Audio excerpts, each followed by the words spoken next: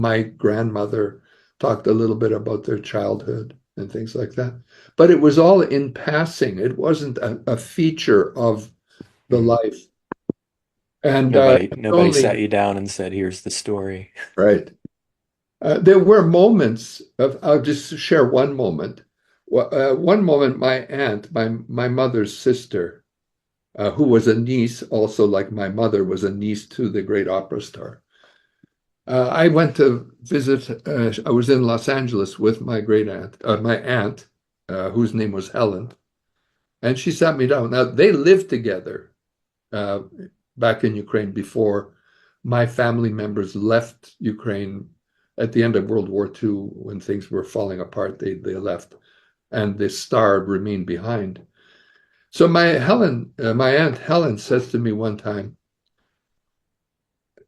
she's talking Ukrainian. Andriy, that's my name in Ukrainian. Andy, Andriy, did you know that Aunt Solomea, the opera star, once sang before Tsar Nicholas II and sang Ukrainian patriotic folk songs to him in front of his retinue? And I'm like 14 or 15 years old. I said, no, I didn't know that. Like I hardly knew who was Tsar Nicholas II, Yeah. Tsar Russia, never mind what happened. But in hindsight, now I know, and just to fill in what that meant was Tsar Nicholas II was a monarch, an autocrat, and someone who made it his life's purpose to destroy the Ukrainian nation, Yeah. as is Putin today.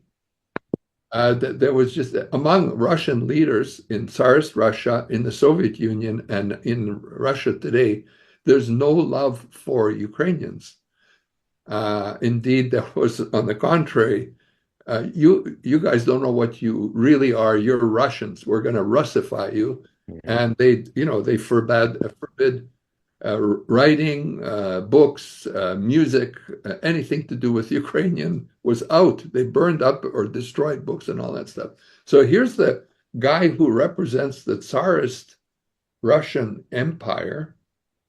And what happened was he sent out, this is in after in 1900s, um, around, I don't know, somewhere between 1900 and 1910 anyway. Uh, He sends now the Tsar Nicholas II, the Tsar of Russia, has a summer home not far from Warsaw because Tsarist Russia had occupied a lot of that part of the Eastern Europe. So he sends a general to find Solomea, who's performing in Warsaw, and to invite her to performed before him at his summer palace in a place called Skierniewice in Poland. Now it's in Poland, but back then it was part of Tsarist Russia. And the general comes and he knocks on her door. She's, in the opera theater and knocks on the door and speaks to her in French, saying, we would like to invite you, Tsar Nicholas II would like to invite you to come and perform in Skierniewice before his retinue at his summer palace. And I'm here to accompany you, your colleagues, for this performance. And she's sitting there, wait a minute, like I'm a Ukrainian opera star. Like I am all about Ukraine and Ukrainian music. And this guy's inviting me to go up there to perform. There's a Right. real quandary. But she said in Polish, I'm sorry, in French. French. They all spoke French, not Russian, but French. Yeah. I've just read War and Peace pretty Oh, recently, and okay, you got it. the upper class of Russia at the time, it was all the rage to speak French. Yeah.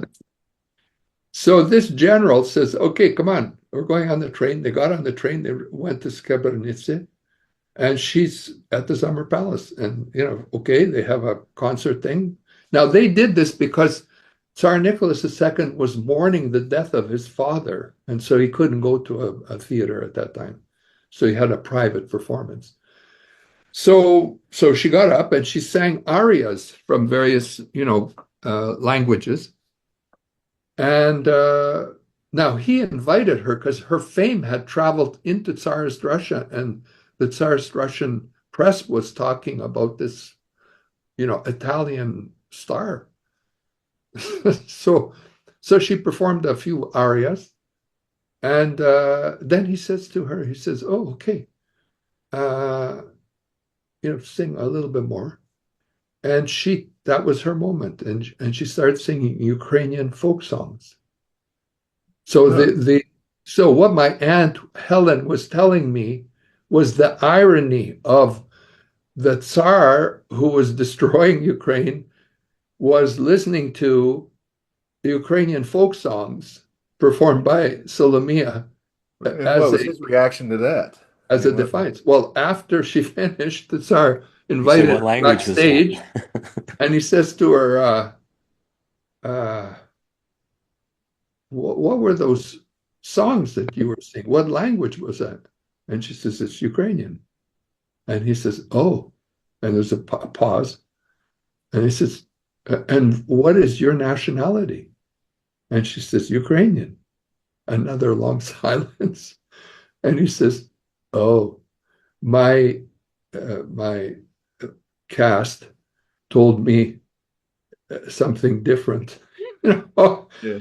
but he was courteous enough to give her some jewelry to thank her for performing.